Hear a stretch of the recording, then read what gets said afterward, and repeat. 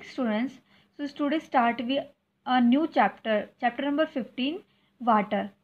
So water पानी से आप क्या समझ रहे हैं कि एक मतलब पानी हमारी डेली लाइफ में क्या सबसे इम्पोर्टेंट पार्ट है। बिना पानी के है क्या है आपका सर्वाइवल अर्थ पे मुमकिन नहीं है। तो क्या है पानी। अब वाटर के बारे में आज चैप्टर में पढ़ेंगे कि कैसे वाटर हमारी इम्पोर्टेंट है, क्या क्या सोर्सेज होते हैं वाटर के, कैसे हम वाटर का अलग अलग डिफरेंट मेथड में इस्तेमाल कर सकते हैं, ठीक है, या फिर कैसे हम वाटर को सेव कर सकते हैं। तो ज़्यादा कंज्यूमिंग जो इंक्रीजिंग अमाउंट बढ़ रहा है, कंज्यूमशन बढ़ रहा है पानी का, उसको कैसे कम कर सकते हैं, कैसे पानी को वेस्ट होने से हम स्टॉप कर सकते हैं, रोक सकते हैं। तो ये सारी चीज़ें आप इस चैप्टर में पढ़ेंगे। So students, let's start. Water are natural resource. Water is one of the most important natural resource. जो वाटर है सबसे इम्पोर्टेंट है नेचुरल रिसोर्स है। नेचुरल रिसोर्सेज का क्या मतलब है? वो रिसोर्स जो आपको नेचर ने प्रोवाइड किया है, ठीक है, जो नेचुरली आपको पानी मिलता है, आप खुद नहीं बनाते हैं पानी, आपको नेचर ने प्रोवाइड किया है। तो ये क्या है? एक नेचुरल रिसोर्सेज है। About 3/4 of earth surface is covered with water. जो 3/4 भाग है, 3/4 आपका 3/4 जो भाग है अर्थ सरफेस का, वो पानी से कवर्ड है, ढका हुआ है, ठीक है। इसलिए that's why earth is also known as the blue planet. ये जो 3/4 भाग है अर्थ का जो पानी से कवर्ड है, इसकी वजह से हम ये बोल सकते हैं अर्थ को ब्लू प्लैनेट, मतलब नीला प्लैनेट, ठीक है। जब हम अर्थ को ऊपर देखते हैं गैलेक्सी से या फिर यूनिवर्स से ऊपर से देखते हैं, मून से देखते हैं अर्थ को, तो हमें क्या दिखाई देता है? अर्थ जो हमारी पृथ्वी नीली दिखाई देती है। क्यों ये नीली से दिखाई देती है? क्योंकि जो 3/4 पार्ट है अर्थ का वो पानी से कवर्ड है, और इसे हम अर्थ को ब्लू प्लैनेट भी बोल सकते हैं, ठीक है। Although huge amount of water is present on earth, but its distribution is very uneven and very less water is readily available for use. अब क्या कह रहे हैं? जबकि हमारे पास पानी बहुत ज़्यादा अमाउंट में प्रेजेंट है, 3/4 पार्ट में प्रेजेंट है वाटर अर्थ पे, लेकिन इसका जो डिस्ट्रीब्यूशन, इस पानी को जो बांटा गया है वो बराबर नहीं है, ठीक है।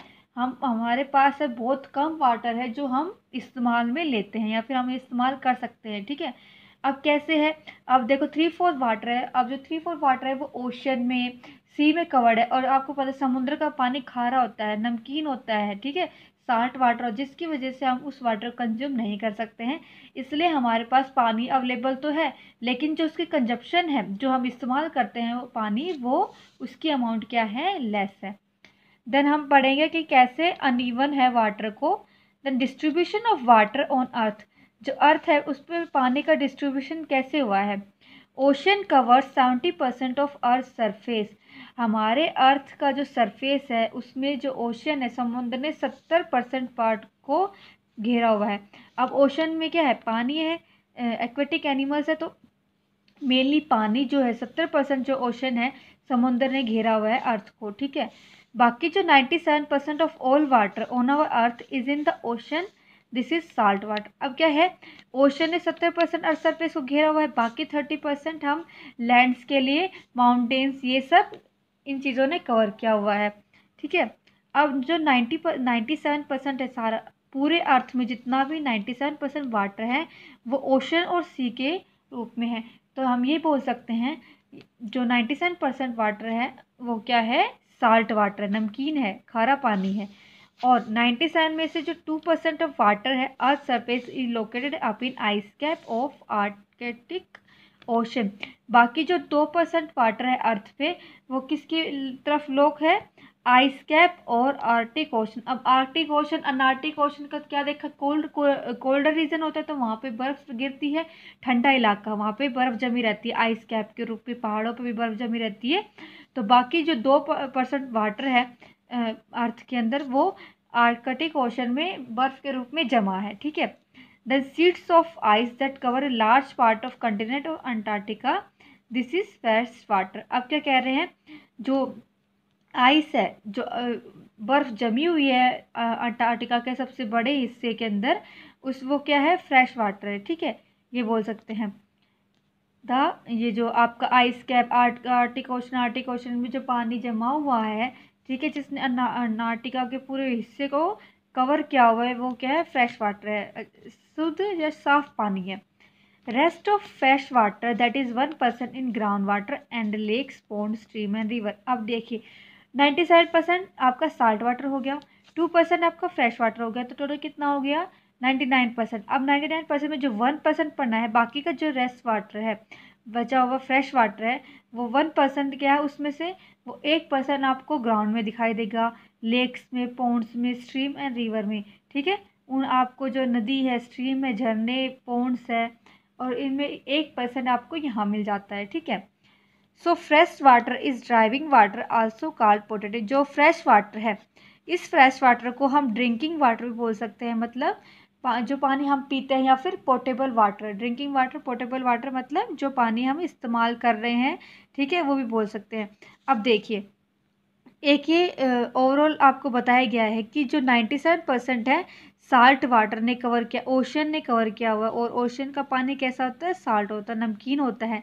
बाकी का जो 3% है क्या है, फ्रेश वाटर है। ठीक है, अब 3% फ्रेश वाटर, अब 2% तो आप ice cap Antarctica arctic region से देखते हैं, और 1% आप ऑब्टेन करते हैं ग्राउंड वाटर से, लेक से, पॉन्ड से, एक्सेट्रा। ठीक है, अब देखिए इसमें क्या है, 29% ग्राउंड वाटर है, 70% ग्लेशियर्स है, और बाकी 0.3% जो रीडली अवेलेबल फ्रेश वाटर है। ठीक है, अब आप ये भी बोल सकते हैं कि टोटल 29% आपको ग्राउंड वाटर से रेनफॉल के थ्रू मिल जाता है ग्राउंड वाटर, 70% ग्लेशियर बर्फ के रूप में जमा हुआ था, बाकी जो 3% है वो फ्रेश वाटर के रूप में रीडली अवेलेबल है, जो हम इस्तेमाल करते हैं। ठीक है students, so students, your today's homework is that you have to write down question number first, second, third in your fair notebook.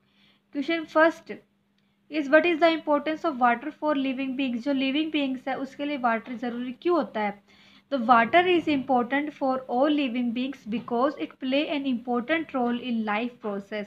जो वाटर है सभी लिविंग बींग्स के लिए ज़रूरी होता है, क्यों, क्योंकि ये लाइफ प्रोसेस है, उसमें बहुत ज़रूरी हिस्सा प्ले करता है। लाइफ प्रोसेस जैसे कि वाटर हमारे रेस्पिरेशन में हेल्प करता है, ठीक है, जर्मिनेशन में, प्लांट के जर्मिनेशन में, क्योंकि प्लांट्स भी लिविंग बींग्स में आते हैं, मेटाबॉलिज्म को बढ़ाने में, और जो न्यूट्रिएंट्स के ट्रांसपोर्ट करने में, चाहे वो एनिमल हो चाहे ह्यूमन बींग हो, उसमें न्यूट्रिएंट्स को ट्रांसपोर्ट करने में भी हेल्प करते हैं। नेक्स्ट है give one reason for the occurrence of flood. बाढ़ क्यों आती है उसका कोई एक वजह आपको देनी है।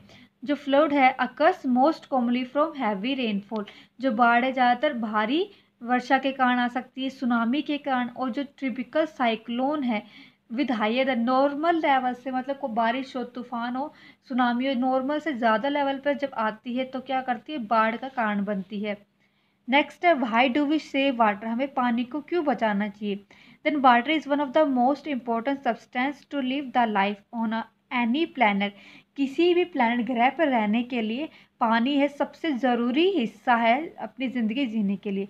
जो वाटर है use in our daily life, जो वाटर है हम अपने डेली लाइफ में, रोज़मर्रा की ज़िंदगी में पानी का इस्तेमाल करते हैं, जैसे वॉशिंग में, क्लीनिंग में, कुकिंग में, प्लांट से ग्रो के लिए, जर्मिनेशन के लिए वाटर की ज़रूरत पड़ती है, और इन सब अदर एक्टिविटीज़ में। ठीक है, so we can save water, तो हमें पानी को बचाना चाहिए for present and future generation. जो हमारे आज के लिए और आने वाली जो जनरेशन है, हमें उनके लिए भी पानी को बचाना चाहिए। That's it for today students, thank you for listening.